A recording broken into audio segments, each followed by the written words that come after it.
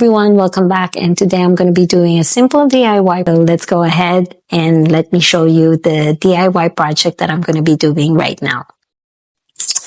Okay, everyone. So this is my desk lamp, which is located in my master's bedroom. I have this lamp for about 18 years now.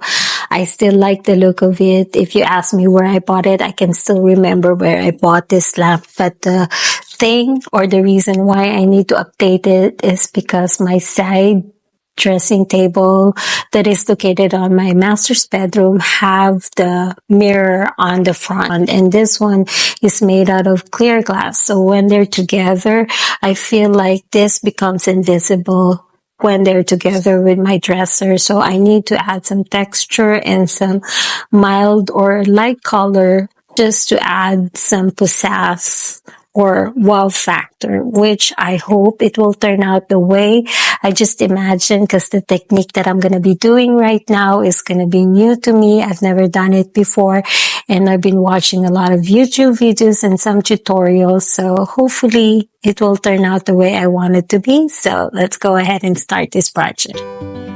First step, I need to clean this with my 75% alcohol wipe in order for me to remove all the oils and dirt on this item. Especially, I'm working on glass and chrome right now.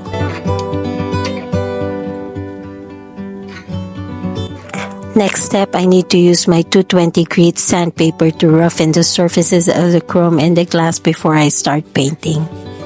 And even though some of the paint product advertise their item as no sanding needed, I still do this extra step to sand all the surfaces that I'm working on, because throughout my experience, I found out that when I do sand the surfaces of the pieces that I'm working on, it gives a smooth surface, as well as the paint adheres much better and lasts longer.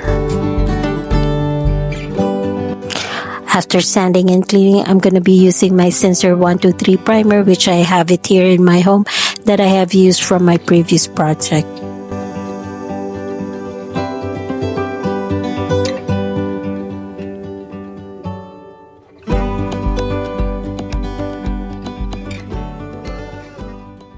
Okay, everyone, so now that my primer is nice and dry and I left it overnight, so the technique that I'm going to be doing right now is the Age Vessel look, which everybody's doing right now in their YouTube channel.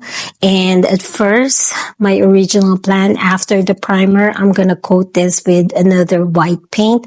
But this morning when I woke up, I just changed my mind, and I'm just going to use my ever reliable Ragged Tan paint. And this is going to be the second procedure for my painting. I use this beach sand decorative filler that I got from Michaels in order to mix in with my Ragged Tan paint by Behr that I got from Home Depot to add some texture when I do this project.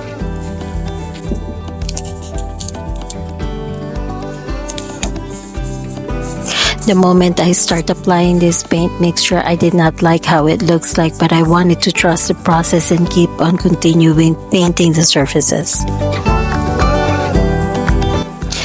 And by the time I start applying the second color, 100%, I did not like how it looks like, so I have to stop and start peeling off the paint before it dries and adheres on the glass surface that I'm working on.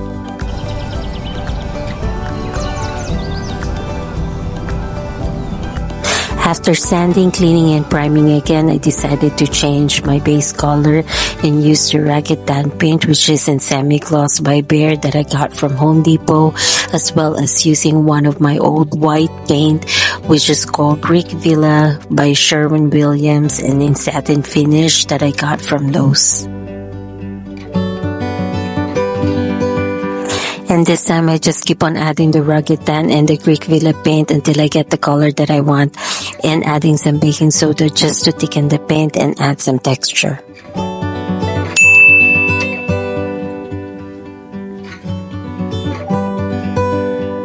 When applying my paint, I do it on a horizontal stroke just to imitate how the pots are made.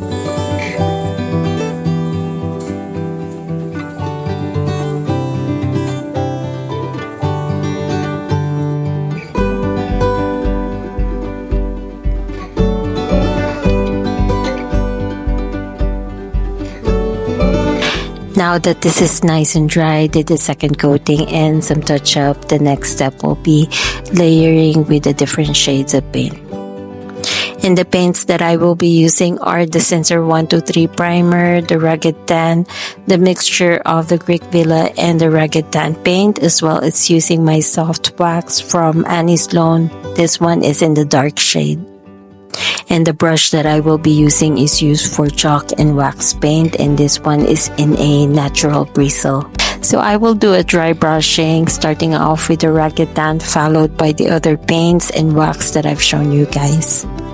So for everyone out there who does not know what dry brushing means, it means by dipping the tip of the brush into the paint and wipe off most of it so that only a small amount remains on the bristle. I like using this technique because it helps me control, layer my paint, as well as create a texture and scratchy look on a surface.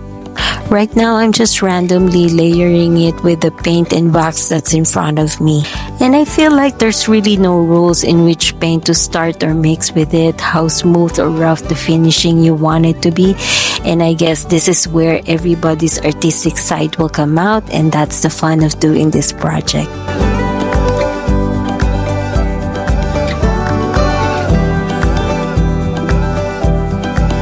So while I'm waiting for this finishing to dry, I will be painting the chrome with Tricorn Black, Vivalspar in satin finish, which I got from Lowe's. I will be doing 3 coats of the Tricorn Black, and in between I will be sanding and cleaning in order to have a smooth finishing.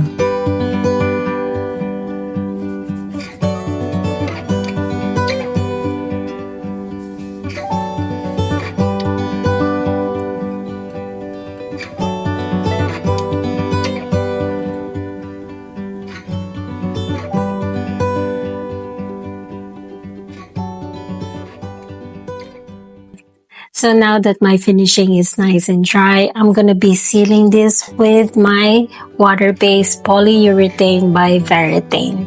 And this will be the final step. I will be sealing it with 2 coats, leave it outdoors under the sunlight for a few hours to let it cure.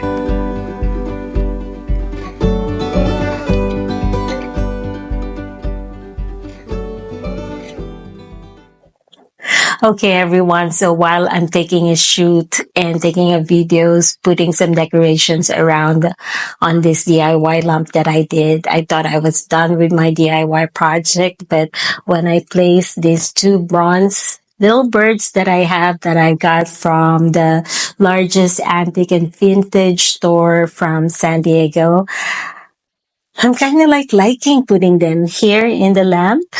And it's either this way or this way. So I'm just going to be figuring it out, and most probably this way. I'm going to put where the face of the birds are like facing here and not facing on the lamp. But yeah, I'm going to find a way how to glue this in there.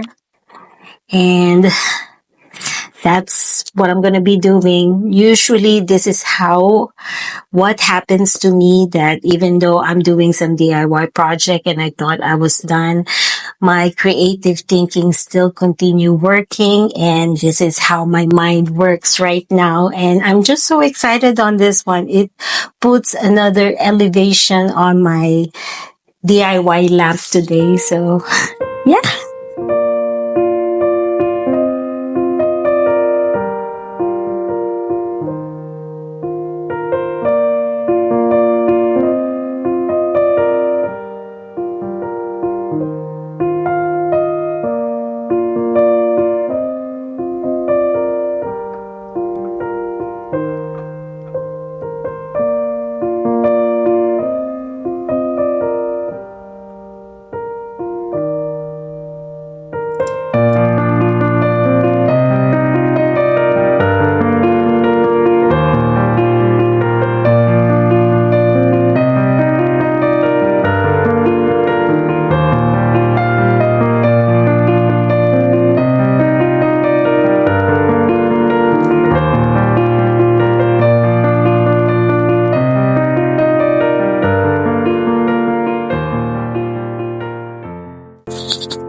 Okay, everyone, in regards to the paint that I use on this DIY project that I did today, there are a lot of many options out there in the market, but here on my YouTube channel, I always make sure that I'm always on a budget. So whatever I have here in my home, I just use it. So guys, if you like the DIY project that I did today, please share, like, and especially subscribe. This will help so much on my channel.